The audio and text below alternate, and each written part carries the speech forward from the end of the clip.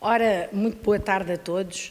É com um prazer enorme que me dirijo a esta plateia, porque é a plateia que, com coragem, chegou até aqui depois do almoço. Quero agradecer muito ao professor José Eduardo Franco e a toda a organização por este maravilhoso encontro e pela possibilidade que é sempre aquilo que nós acarinhamos mais do encontro e do diálogo. Eu hoje venho falar-vos da literacia mediática e dos desafios que ela coloca em termos da literatura infanto-juvenil e da educação. Eu começo vou pôr aqui o meu tempo, senão depois eu falo muito e é um problema. Eu coloquei aqui este primeiro slide porque era esta a escola que eu achava que devia ser. Um lugar em que o professor e os alunos param para ler, cada um na sua posição, cada um a olhar o mundo e a ler as palavras da forma que acha que é melhor e que é mais confortável e em que se sente mais seguro.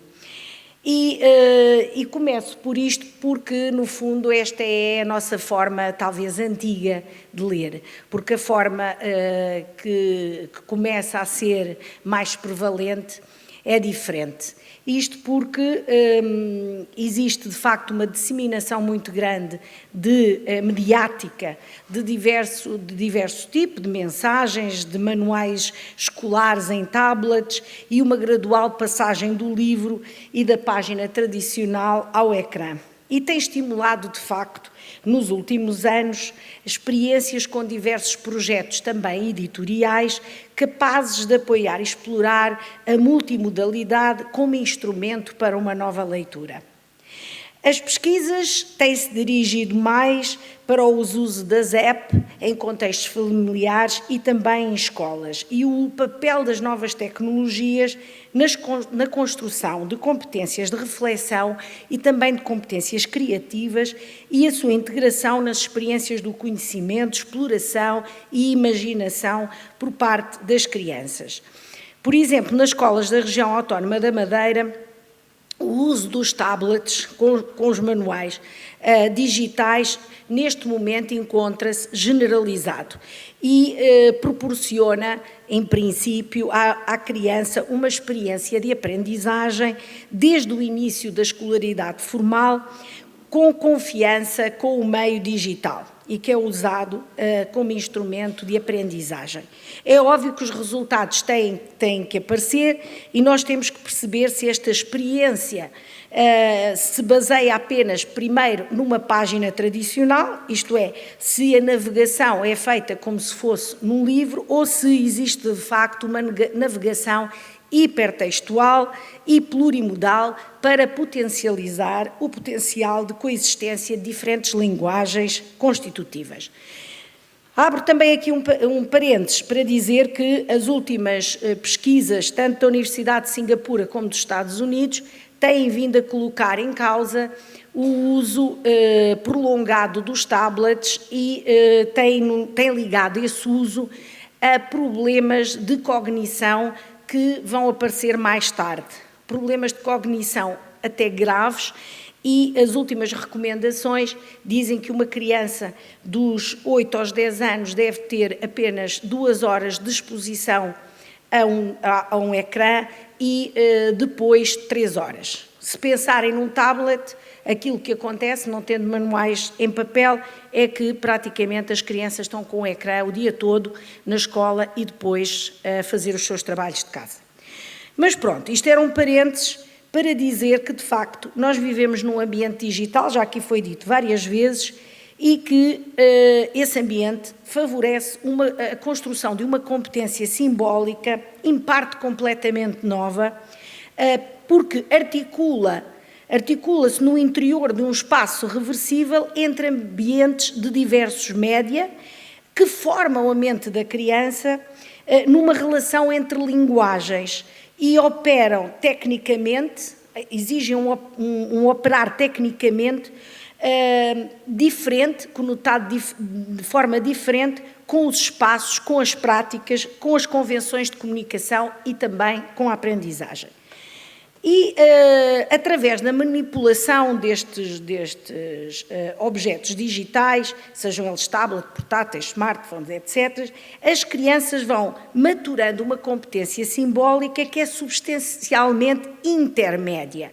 Portanto, nós não temos apenas uma linguagem, temos várias linguagens e movem-se num espaço de relações entre esses médias que interagem para obter um efeito unitário, porque nós na página nós podemos tocar e entrar em vários ambientes, seja de sonoro, seja de imagem, seja de vídeo, e temos diversas representações, o que faz com que a criança não se exija o tradicional comportamento em relação à página, mas sim uma capacidade de coordenação e de entrelaçar este universo polifórmico de linguagens. Aliás, muitos autores já começam a falar da pós-alfabetização, isto é, pós-alfabetização e auto-alfabetização, porque a criança, desde muito pequenina,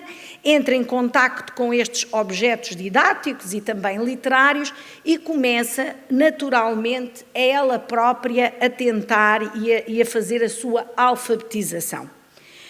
Ora, aquilo que nós temos, de facto, é que, para produzir, nós tínhamos um discurso, agora nós, para criarmos uma unidade, nestes instrumentos, aquilo que nós temos é uma procura de produção de sentidos através tanto da hipertextualidade, como da intermodalidade e como da plurimodalidade. O que também levanta outra questão, a questão da recepção e da produção. Porque se eu tenho um instrumento digital com o qual eu posso interagir, escolhendo eu diversas linguagens, eu não estou só a ser um receptor, eu também sou a ser o produtor daquilo que eu estou a construir. Isto é, eu posso passar do texto, posso clicar e ver a imagem e depois logo a seguir posso colocar no som e então eu é que estou a produzir o meu próprio texto. E então a recepção e a produção aparecem de facto como duas faces da mesma moeda e no interior de um quadro de metamorfoses sempre potenciais. Eu posso sempre seguir um caminho diferente. É por isso que Günter Kress introduziu o termo projetação para redefinir o conceito tradicional de literacia. Ele diz que nós já não estamos, de facto, face a um contexto de literacia, porque face ao que está a acontecer na sociedade moderna e em que existe cada vez mais uma participação e envolvimento do sujeito na modelação do mundo social e semiótico, e existe também cada vez mais a capacidade de exprimir os próprios interesses através da seleção entre diversos recursos representativos disponíveis, nós já não estamos na literacia, nós estamos na capacidade, nós temos que pensar que as crianças têm que desenvolver esta capacidade de projetação. E o que é que quer dizer esta capacidade de projetação, que é óbvio está ligada a estes vários complexos modais concebidos para que cada um responda de uma maneira própria a uma tarefa específica. Isto vai exigir por parte do leitor aquilo que se chama um treino na escolha. Isto é, muito facilmente se pode perder, e nós também, muito facilmente nos podemos perder nas multiplicidades de escolhas e multiplicidades de linguagens que nos são oferecidas. E por isso, como vivemos neste horizonte aberto, na composição de múltiplos percursos de leitura alternativa, que vivemos também num momento em que nós temos aquilo que se pode chamar um social reading. Eu posso ler, posso partilhar, posso ler de diferentes maneiras, porque eu hierarquizo o meu texto. Enquanto o texto tradicional nos é dado, com uma determinada hierarquia. Se eu tenho um texto no qual eu posso, a qualquer momento, clicar no som, clicar no vídeo, aquilo que eu estou a fazer é criar diversos tipos de leituras alternativas. E o texto deixou de ser ele aquele que hierarquiza e sou eu aquele que hierarquiza. Estes suportes múltiplos também permitem, e esta multimodalidade também permite algo extremamente interessante em relação ao texto literário. Não vos dou a dizer se isto é positivo, se é negativo, como eu vos disse, trago-vos também questões, que é a questão da interdisciplinaridade. Eu posso estar a ler o Oliver Twist e carrego na página e aparece-me um vídeo com um bocadinho do filme do Oliver Twist. Mas também pode aparecer como é que se vivia na época em que Charles Dickens escreveu. E também posso tocar e ouvir a música que se ouvia no tempo de Charles Dickens. O que é que isso faz? O que é que isso cria? Cria uma navegação não só hipertextual, hipermédia, com uma valorização e uma copresença de diversas linguagens, mas também a interdisciplinaridade, porque a partir daí eu posso entrar na história da música, posso entrar na ciência e na arquitetura. Por isso, estas novas narrativas, como eu vos disse, que muitas delas são de partilha até entre pares, por isso é que temos o social reading. Isto tudo cria, de facto, um mundo muito complexo, muito magmático, com o qual nós ainda estamos a lidar, ainda não temos muitas respostas. E as narrativas tornam-se cada vez mais complexas e propõem também pontos de acesso muito diferentes. Às vezes até deixam em segundo plano aquilo que é a verdadeira fruição narrativa. E eu trago-vos aqui, assim muito rapidamente, algumas das propostas que neste momento nós encontramos, por exemplo, dos livros com AR, com realidade aumentada. E como veem, é muito interessante que a mão já não está na página do livro. A mão está no tablet, a mão está no smartphone e, por isso, estas convivências diferentes de estratégias de leitura que podem ser tradicionais, porque eu posso sempre pegar no livro, multimodais, lineares, não lineares, que colocam as competências das crianças que crescem neste contexto, logo a partir da primeira infância, e nós sabemos isso, e que são confrontados com estes diversos tipos de linguagem, a aprender a ler os textos multimédia, isto é, aprendem desde cedo a compreender que a representação da realidade pode ser feita de diversas formas, a diversos ritmos e como nós quisermos. Isso é também um problema, porque há outra coisa, também há esta sensação de sinestesia, em que nós temos a possibilidade, através da realidade aumentada, mas através também daquilo que é mais tradicional, de nós tocarmos e ouvirmos uma música, de nós tocarmos e ouvirmos alguém ler, ou aquilo que provoca, de facto, é uma sinestesia, porque nós temos escrita, imagem, tom, sons, simulações, e ao mesmo tempo essa sinestesia obriga-nos, e todas estas linguagens, a uma negociação interior.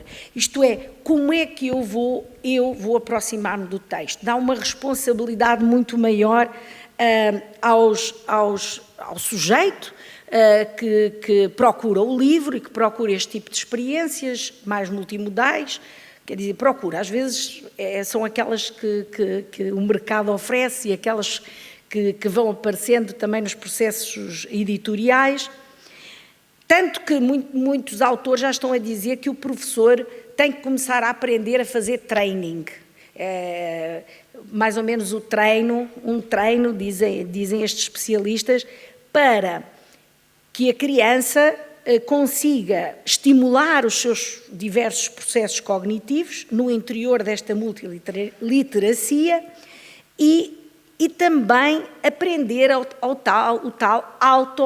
autoalfabetização, isto é, a criar novas habilidades em si próprias que são exigidas porque, de facto, passamos a ser interatores deste tipo de produtos que nos vão sendo oferecidos.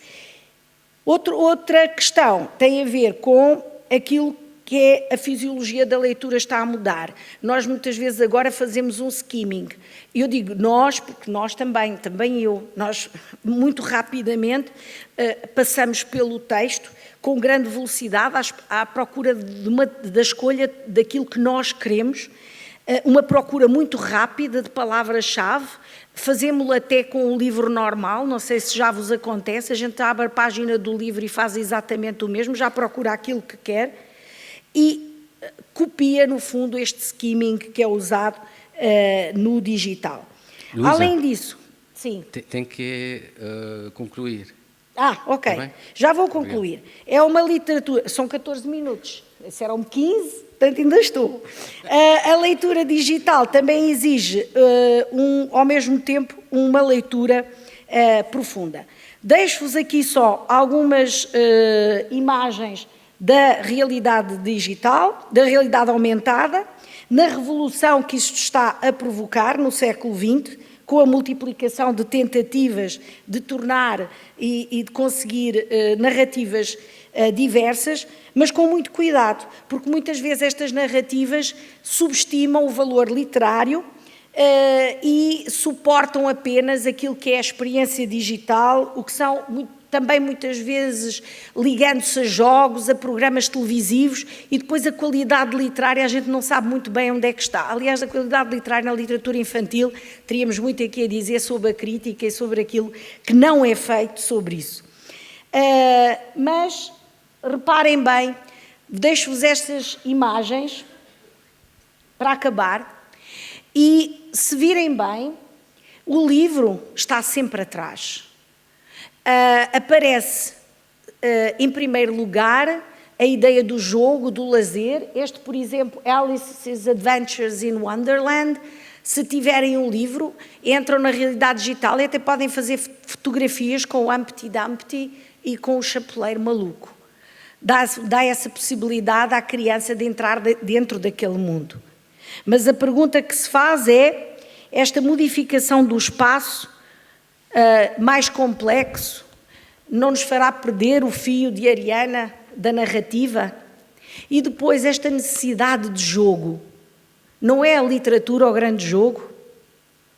E pronto, deixo-vos esta pergunta e é para reflexão. Obrigada. Muito obrigado.